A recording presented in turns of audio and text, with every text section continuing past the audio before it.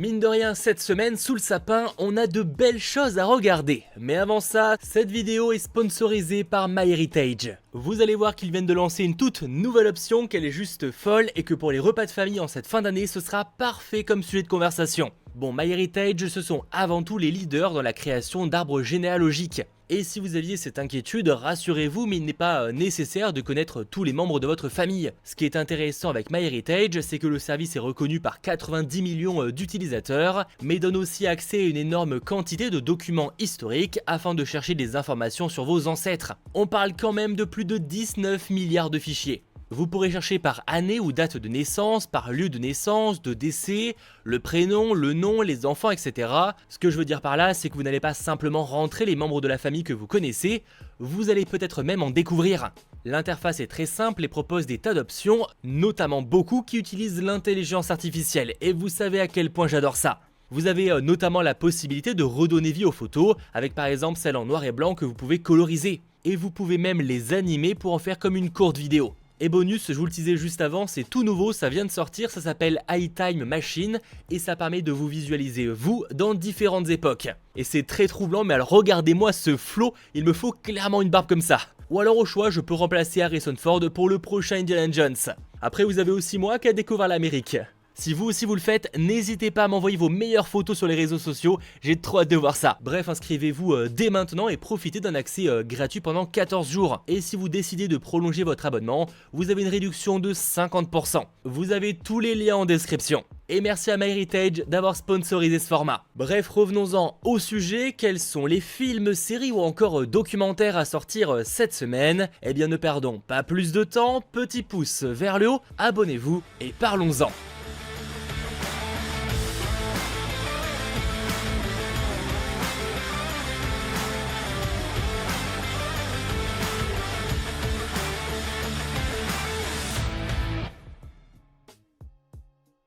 Commençons directement ce lundi 19 décembre avec à la télévision diffusé le soir. Déjà sur France 3, l'excellent film Green Book sur les routes du Sud avec Mahershala Ali ou encore Viggo Mortensen et qui a été oscarisé.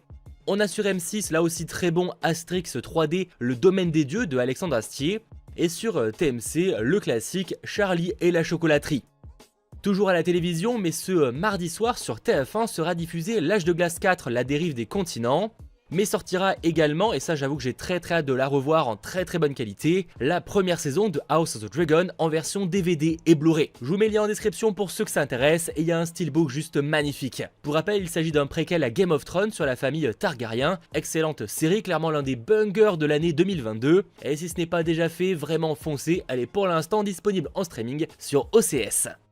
Revenons-en justement aux plateformes, déjà sur Canal+, sera ajouté En attendant Beaujangle, comédie dramatique, avec l'actrice Virginie Efira, mais également Romain Duris, ou encore Grégory Gadebois. Sur Netflix sortira l'anime The Seven Deadly Sins Grudge of Edinburgh, partie 1. Et ce mercredi, cette fois un peu plus de choses à se mettre sous la dent. Alors déjà de nouveau sur Netflix débarquera la 3e saison de Emily in Paris, le retour de Emily qui occupe maintenant l'un de ses postes de rêve à Paris, bien loin de sa ville de Chicago. Au programme de l'amour et un maximum de clichés.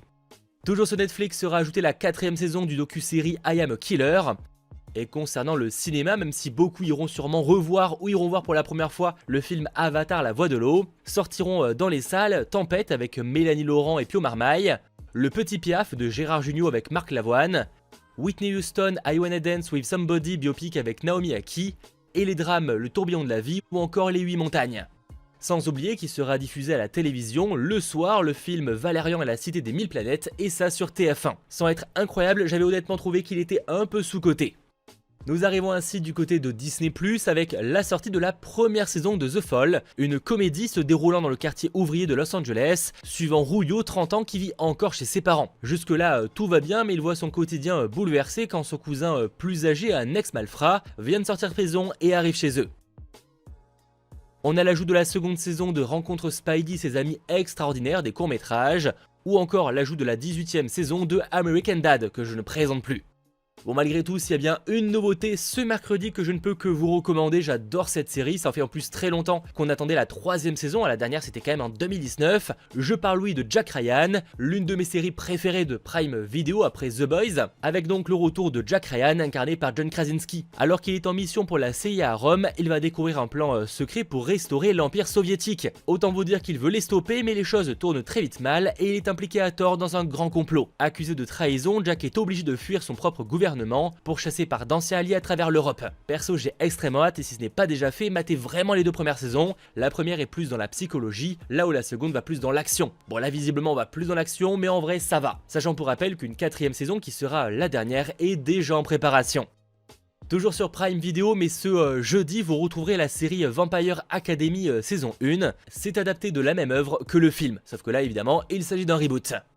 Sur Netflix, là aussi très attendu, vous retrouverez la 2e saison de Alice in Borderlands, excellente série japonaise sur une bande de jeunes qui se retrouvent dans un Tokyo étrange où ils doivent participer à des jeux pour survivre. Il y avait beaucoup à l'époque de comparaisons avec Squid Game et c'est vrai que sur certains aspects ça se ressemble, après sur la moralité et la qualité c'est pas la même chose. Alors la qualité c'est subjectif mais perso j'ai préféré Alice in Borderlands. De nouveau, si vous avez manqué la première saison, foncez, et si vous attendez la seconde comme moi, eh bien on en reparlera sur la chaîne. Sachant que toujours sur Netflix sera ajouté l'extraordinaire Monsieur Roger, c'était disponible à sa sortie sur Prime Video et c'est un biopic avec Tom Hanks dans le rôle d'un présentateur américain qui a marqué pour son programme éducatif. Bon, je dis marqué, en vrai nous en France, c'est pas spécialement très connu. Bon, et dernière grosse nouveauté de ce jeudi, on aura sur Canal+, la sortie de Top Gun Maverick avec Tom Cruise. Voilà, ça débarque enfin sur une plateforme de streaming. Incroyable film, ça je pense que vous le savez, l'un des films de 2022. Alors que son personnage devrait monter en grade et travailler dans des bureaux, il s'y refuse. Sauf que voilà, là il n'a plus vraiment le choix que de former de jeunes diplômés pour une mission périlleuse. Si vous avez manqué ce film à ses différentes sorties dans les salles, eh bien en vrai foncez, c'est dispo sur Canal+. Noël approche mais nous n'y sommes pas encore, on passe ce vendredi avec ce Netflix, un programme que j'attends énormément, je suis un très gros fan du premier opus et en plus de ça, il est disponible sur Netflix donc ça c'est très cool. On a qui sort Glass Onion, une histoire à couteau tiré, suite au film sorti au cinéma et réalisé de nouveau par Rian Johnson. Alors je dis suite car on y retrouve de nouveau le détective Benoît Blanc incarné par Daniel Craig, mais le reste du casting sera totalement nouveau. Ce sera une toute nouvelle enquête, donc si vous avez manqué le premier opus, vraiment ce n'est pas un problème. Bon après je vous le recommande parce qu'il est très cool et en plus de ça il est déjà dispo sur Netflix, donc à partir de là plus aucune excuse.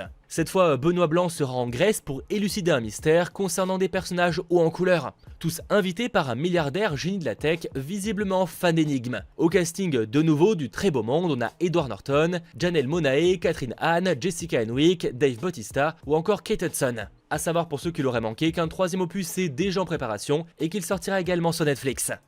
D'ailleurs qui sera également proposé sur Netflix, on a le documentaire polonais Domino Effect. Mais également qui a été annoncé par Netflix tout récemment, l'ajout du Joker de Todd Phillips avec Joaquin Phoenix dans le rôle principal. La parfaite occasion pour se remater ce film sur ce célèbre méchant de l'univers du Batman.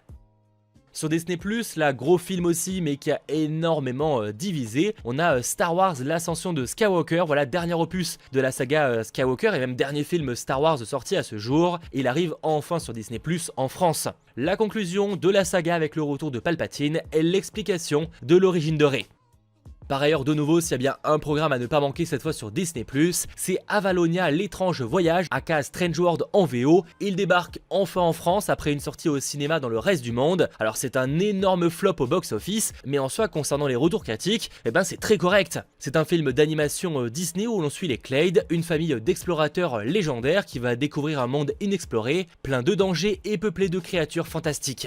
J'ai eu l'occasion de le voir en avant-première et sans être une claque, c'est un bon film d'aventure avec des personnages attachants, un vrai beau visuel, une histoire sympathique parlant notamment d'héritage, mais également de gestion des ressources, mine de rien, un sujet assez peu abordé dans ce genre de film. En revanche, point négatif, j'ai trouvé que ça manquait un peu de rythme vers le milieu du film, il y a certes un rebondissement vraiment cool qui arrive, mais il arrive un peu tard. Ça reste malgré tout un bon film qui mérite réellement d'être vu. Et en parlant Disney, mais cette fois à la télévision, sera diffusé le soir sur M6, le remake live du Livre de la Jungle.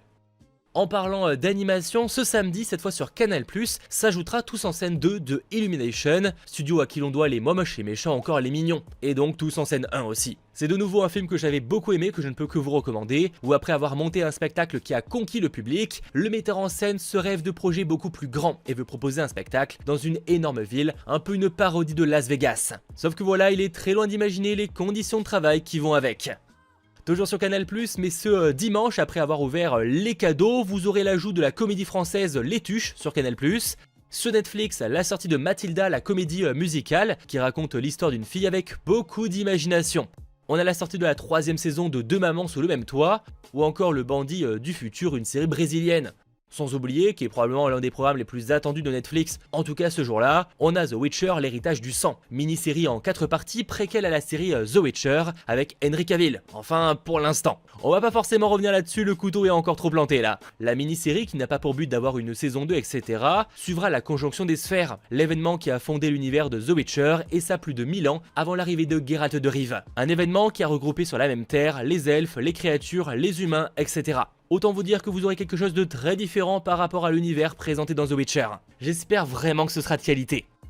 Bon, et pour réellement terminer ce 25 décembre, le soir, pour ceux qui voudraient des programmes de Noël, eh bien sur TF1 sera diffusé Last Christmas, et sur France 2 le film Santa and Sea.